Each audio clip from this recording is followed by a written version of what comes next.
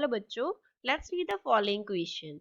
A hollow sphere of mass small m and radius capital R is rolling downward on a rough inclined plane of inclination theta.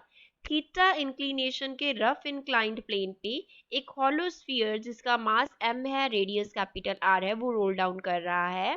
Question में बोला क्या है, if the coefficient of friction between the hollow sphere and incline is mu, अगर coefficient of friction hollow sphere and incline के between mu के equal हो, then first option है friction opposes it's translation, friction उसके translation को oppose करेगा।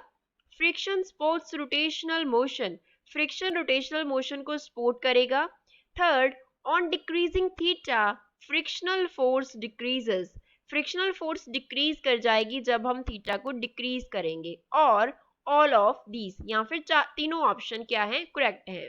First of all we will talk about the key concept of the question. इस question का base क्या है, तो बेसिकली इस क्वेश्चन में बात हो रही है फ्रिक्शन की।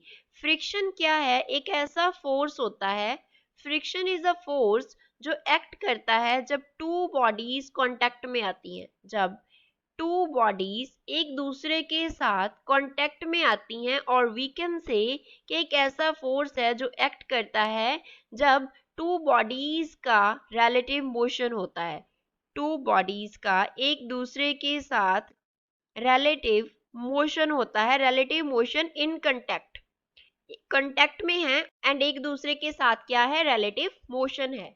जैसे सपोज करो एक बॉडी है यहाँ पे हमारे पास B एंड इसके ऊपर दूसरा बॉडी हमने रखा हुआ है A, तो अब ये दोनों यहाँ पे क्या है, A एंड B एक दूसरे के साथ कंटेक्ट में है, तो A एंड B के बिटवीन यहाँ पे एक फोर्स लग रहा होगा जो इनके मोशन को अपोज करेगा, that is known as frictional force, उसको हम बोलते हैं फ्रिक्शनल फोर्स। अब क्वेश्चन में जो गिवन है वो ड्रॉ करते हैं। सपोज ये क्या है, हमारे पास इंक्लाइन है एंड इसका जो हॉरिजॉन्टल के साथ एंगल बन रहा है दैट एंगल इज थीटा। तो यहाँ पे क्या कर रहा है, एक हॉलो स्फीयर का क्या हो रहा है, रोलिंग हो रहा है। तो अब इस हॉलो स्फीयर का जो वेट है mg वो इस तरफ एक्ट करेगा, दैट इज mg।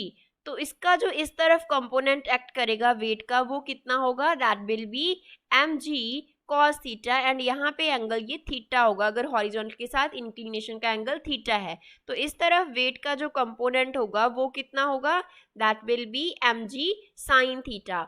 अब जो लीनियर वेलोसिटी होगा वो डाउनवर्ड होगा, एंगुलर वेलोसिटी इस तरफ होगा, फ्रिक्शनल फोर्स इस तरफ एक्ट करेगा अपवर्ड में।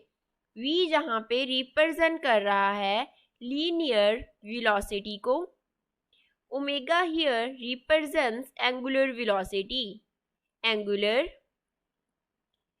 velocity। तो जो f है we can clearly see कि वो v की opposite direction में लग रहा है। तो v क्या है, linear velocity है, means वो translational motion को represent करता है। v is linear velocity and represents translational motion। तो translation motion के opposite कौन है, f। so this means frictional जो फोर्स होगा, और वी कैन से फ्रिक्शन जो होगा वो अपोज करेगा किसको, ट्रांसलेशनल मोशन को, ट्रांसलेशनल मोशन को। तो दैट मीन्स फर्स्ट जो ऑप्शन है वो क्या हो गया, करेक्ट ऑप्शन हो गया। अब सेकंड की बात करते हैं। सेकंड में जो है वो रोटेशन मोशन की बात हो रही थी, इस पॉइंट के अराउंड रोटेशन होगा, सेंटर के अराउंड। अब जो टॉर्क होता है वो क्या करता है, रोटेशनल मोशन को कॉज करता है, रोटेशन के लिए टॉर्क नेसेसरी होता है।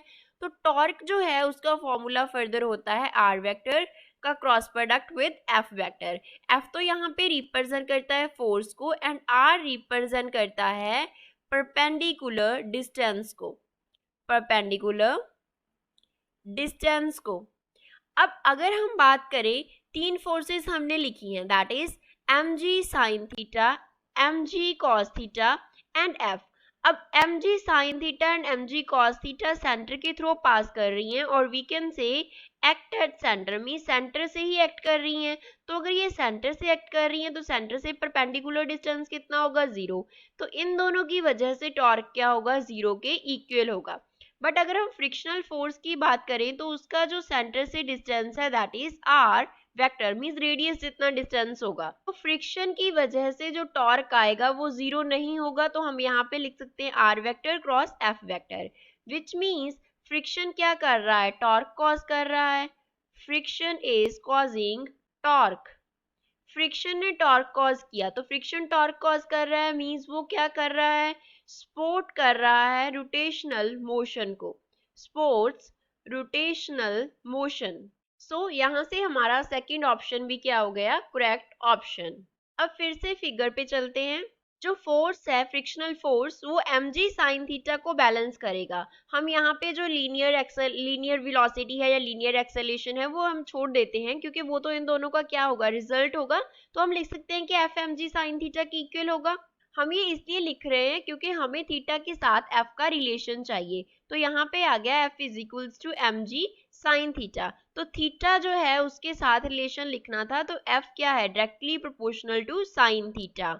mg तो क्या है, कांस्टेंट टर्म है।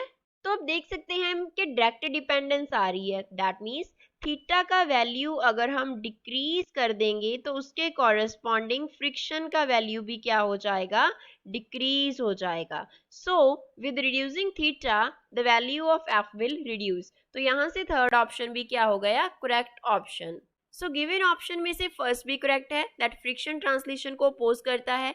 सेकंड भी करेक्ट है, दैट उसने रोटेशनल मोशन को सपोर्ट किया। थर्ड भी करेक्ट है, दैट थीटा को डिक्रीज करने पे फ्रिक्शन फोर्स डिक्रीज हो गया। So all of these will be correct option, hence fourth is the answer for this question. I hope you understood it well. Thanks.